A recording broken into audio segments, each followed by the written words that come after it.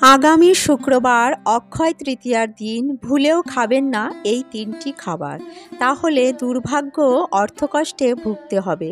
পরিবারে রোগ জ্বালা যন্ত্রণা দেখা দেবে, নানা প্রকার গ্রহদোষ ও বাস্তুদোষ দেখা দেবে এবং মা লক্ষ্মীর আশীর্বাদ ও অক্ষয় তৃতীয়ার পূর্ণ ফল লাভ থেকে বঞ্চিত হবেন। নমস্কার বন্ধুরা, রিঙ্কু রায় ব্লগ চ্যানেলে আপনাদের সবাইকে অনেক অনেক স্বাগত। আশা করছি বন্ধুরা আপনারা সকলেই ভগবান শ্রীকৃষ্ণ ও মা লক্ষ্মীর কৃপায় অত্যন্ত ভালো আছেন এবং সুস্থ আছেন। বন্ধুরা, সামনেই আসতে চলেছে অক্ষয় তৃতীয়া। অক্ষয় তৃতীয়া দিনটি হিন্দু সনাতন ধর্মে অত্যন্ত পবিত্র ও গুরুত্বপূর্ণ একটি দিন। এই দিনটির বিশেষ গুরুত্ব ও মাহাত্ম্য রয়েছে। এই দিনটি যে কোনো শুভ কাজ করার জন্য অত্যন্ত শুভ ও উপযুক্ত দিন। এই দিনে বিয়ে, উপনয়ন, গৃহপ্রবেশ, জমি কেনা, বাড়ি কেনা, ফ্ল্যাট কেনা, দোকান কেনা, গয়না কেনা এবং নতুন ব্যবসা শুরু করার জন্য অত্যন্ত শুভ। এই দিন এতই শুভ যে এদিনে স্বর্গের দেবতারা ধনকুবের দেবতাদের ধনসম্পত্তির অধিপতি নিযুক্ত করেছিলেন। মানা হয়ে থাকে যে এই পবিত্র দিনে সোনা, রূপা ও অন্যান্য মূল্যবান জিনিস কিনলে তা ভবিষ্যতে বহুগুণ বৃদ্ধি পায় এবং মা লক্ষ্মী ও গণেশের কৃপা ও আশীর্বাদ লাভ করা যায়।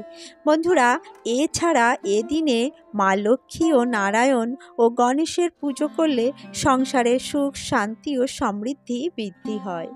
বন্ধুরা, অক্ষয় তৃতীয়ার দিনটি দান, ধ্যান ও ভগবানের নাম গুণকীর্তন করার জন্য বিশেষ গুরুত্বপূর্ণ ও অত্যন্ত শুভ বলে মনে করা হয়।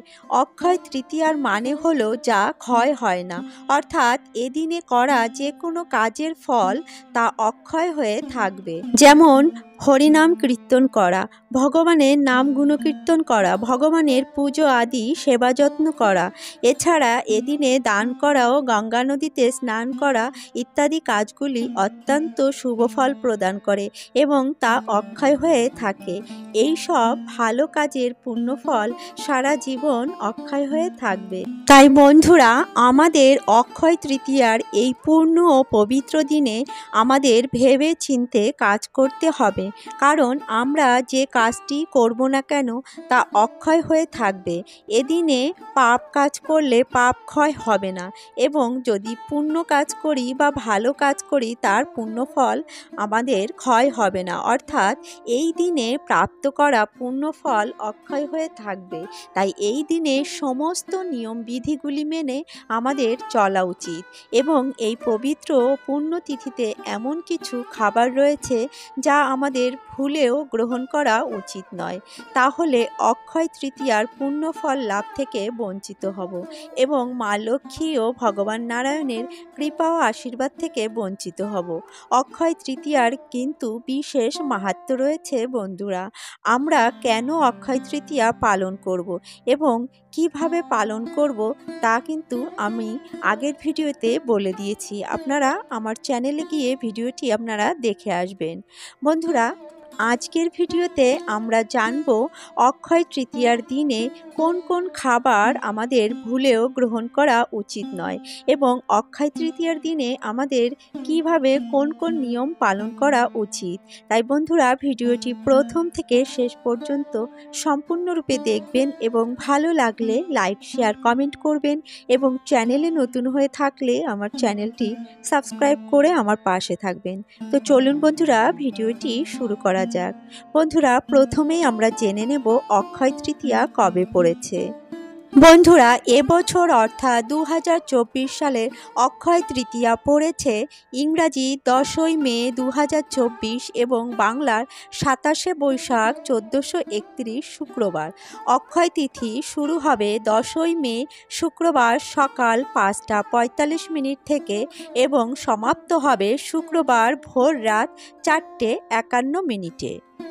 বন্ধুরা, এদিনে অক্ষয় তৃতীয়ার পুজো ও হালখাতার সময় থাকছে 10ই মে 2024 শুক্রবার সকাল 7:35 থেকে সকাল 10:12 পর্যন্ত। আরেকটি শুভ সময় থাকছে দুপুর 12:48 থেকে দুপুর 2:32 পর্যন্ত।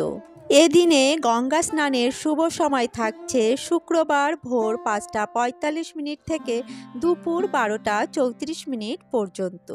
বন্ধুরা, বছরের 4টি অত্যন্ত শুভ ও গুরুত্বপূর্ণ দিনের মধ্যে এই অক্ষয় তৃতীয়া দিনটি হল সর্বশ্রেষ্ঠ উত্তম দিন।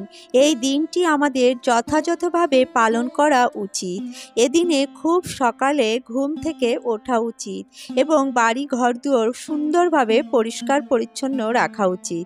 তাই এই পবিত্র দিনে খুব সকালে ঘুম থেকে উঠবেন। এদিনে অযথা বিছানায় সময় নষ্ট করবেন না।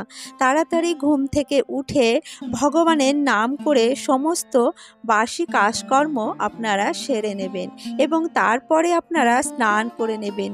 যদি পারেন এদিনে গঙ্গা স্নান করবেন, কারণ অক্ষয় তৃতীয়ার দিনে গঙ্গা স্নান অত্যন্ত পুণ্যফল প্রদান করে। বন্ধুরা, অক্ষয় তৃতীয়ার দিনে যে কাজ আপনারা করবেন সেটি কিন্তু অক্ষয় হয়ে থাকবে। তাই বন্ধুরা, আপনারা যদি এদিনে পারেন অবশ্যই গঙ্গা স্নান করবেন। আর যদি বন্ধুরা আপনাদের পক্ষে গঙ্গা স্নান সম্ভব না হয়, তাহলে আপনারা বাড়িতেই স্নানের জলে একটুখানি কালো তিল ও গঙ্গা জল মিশিয়ে আপনারা স্নান করে নেবেন, অথবা স্নানের পরে নিজের গায়ে ও কাপড়ে গঙ্গা জল ছিটিয়ে নিতে পারেন। এদিনে বাড়িঘর দুয়ার সুন্দর করে পরিষ্কার পরিচ্ছন্ন করে রাখবেন। তারপর স্নান সেরে শুদ্ধ বস্ত্রে ঠাকুর ঘরে গিয়ে আপনার ঠাকুর ঘরে রাখা সমস্ত দেবদেবীর পুজো করে নেবেন। যদি পারেন আলাদা করে জল চৌকি পেতে তাতে হলুদ অথবা লাল আসন পেতে মা লক্ষ্মী ও ভগবান নারায়ণের পুজো করবেন। বন্ধুরা, তার সাথে সাথে গণেশজির পুজো করতে কিন্তু ভুলবেন না। এদিনে আপনারা ভগবান নারায়ণকে হলুদ বস্ত্র, হলুদ মিষ্টি এবং হলুদ রঙের ভোগ নিবেদন করতে ভুলবেন না। সমস্ত ভোগে আপনারা এদিনে তুলসী পাতা অর্পণ করবেন। ভগবান শ্রীকৃষ্ণ নারায়ণের ভোগে কিন্তু আপনারা অবশ্যই তুলসী পাতা নিবেদন করবেন।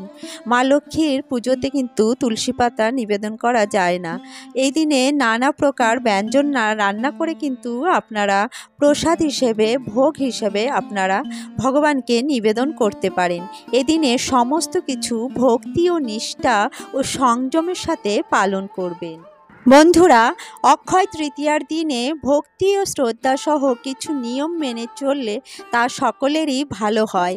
এদিনে করা সমস্ত ভালো কাজের পুণ্যফল লাভ করা যায়। তাই বন্ধুরা, এদিনে কিছু খাবার রয়েছে যা কিন্তু ভুলেও গ্রহণ করা উচিত নয়। এবার বন্ধুরা, আমরা জেনে নেব এদিনে কোন কোন খাবার ভুলেও গ্রহণ করা যাবে না। আমি এখানে 3টি খাবারের কথা বলবো যা এদিনে ভুলেও আপনারা মুখে তুলবেন না বা গ্রহণ করবেন না। সর্বপ্রথম আপনারা এদিনে যে খাবারটি গ্রহণ করবেন না বা মুখে তুলবেন না তা হলো আমিষ জাতীয় খাবার।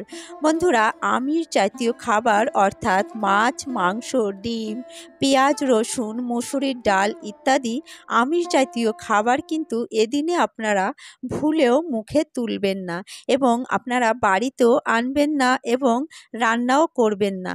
তাহলে কিন্তু মা লক্ষ্মী ও ভগবান নারায়ণ সহ 33 কোটি দেবদেবী আপনার উপর রুষ্ট হবেন। আপনাকে পাপের ভাগীদার হতে হবে। ফলে আপনার জীবনে চরম অশান্তি ও দুঃখ, কষ্ট, দারিদ্রতা, রোগ যন্ত্রণা দেখা দিতে পারে এবং অক্ষয় তৃতীয়ার এই পুণ্য ফল লাভ থেকে কিন্তু আপনি বঞ্চিত হতে পারেন। তাই এদিনে ভুলেও আমিষ জাতীয় খাবার কিন্তু আপনারা কখনোই গ্রহণ করবেন না বা বাড়িতে আনবেন না। দ্বিতীয়ত যে খাবারটি আপনারা খাবেন না তা হলো মাশরুম।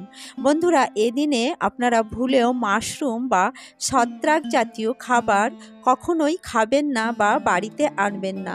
এদিনে মাশরুম বা ছত্রাক জাতীয় খাবার খেলে নানা রকম গ্রহদোষ ও বাস্তুদোষ দেখা দেয়। তাই পবিত্র এই দিনে কিন্তু আপনারা ভুলেও মাশরুম খাবেন না বা বাড়িতে আনবেন না এবং রান্নাও করবেন না। তৃতীয়ত যে খাবারটি আপনারা খাবেন না তা হলো পোড়া বা মশলা জাতীয় খাবার এবং অতিরিক্ত তৈলাক্ত জাতীয় খাবার বা ফ্যাটি খাবার, যেমন বেগুন পোড়া, টমেটো পোড়া ইত্যাদি পোড়া জাতীয় খাবার। এই খাবারগুলি কিন্তু এদিনে আপনারা ভুলেও খাবেন না। বন্ধুরা, এছাড়া এদিনে আপনারা ভুলেও তামাক বা মাদক জাতীয় খাবার খাবেন না। তামাক বা মাদক জাতীয় দ্রব্যে কোনো খাদ্যগুণ থাকে না। এটি শরীর ও মস্তিষ্কের জন্য অত্যন্ত ক্ষতিকর। তাই আপনারা এদিনে ভুলেও কিন্তু মাদক জাতীয় বা নেশা জাতীয় কোনো দ্রব্য আপনারা গ্রহণ করবেন না।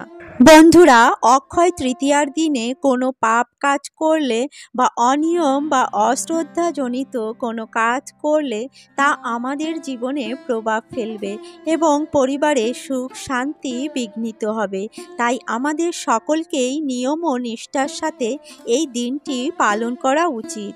বন্ধুরা, এইভাবে সংযমের সাথে কিছু নিয়ম নীতি মেনে অক্ষয় তৃতীয়া দিনটি পালন করতে পারলে অক্ষয় তৃতীয়ার সম্পূর্ণ পুণ্যফল লাভ করতে পারবেন এবং মা লক্ষ্মী ও ভগবান নারায়ণ ও গণেশের কৃপা ও আশীর্বাদ লাভ করতে পারবেন। বাড়িতে ধন সম্পদ বৃদ্ধি পাবে, সুখ শান্তি বৃদ্ধি পাবে, পরিবারে রোগ জ্বালা যন্ত্রণা দূর হবে, অর্থকষ্ট দূর হবে, অশান্তি ও কলহ দূর হবে, পরিবারে সুখ শান্তি ও সমৃদ্ধি বজায় থাকবে। বন্ধুরা, আজকের ভিডিওটি এখানেই শেষ করছি।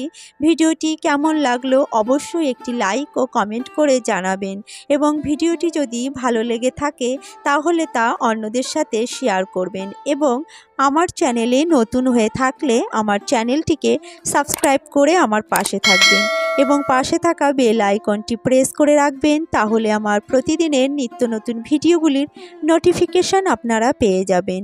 বন্ধুরা, ভিডিওটি সম্পূর্ণ দেখার জন্য আপনাদের অসংখ্য ধন্যবাদ। আসছি পরবর্তী একটি নতুন ভিডিও নিয়ে। ততক্ষণে আপনারা ভালো থাকবেন, সুস্থ থাকবেন।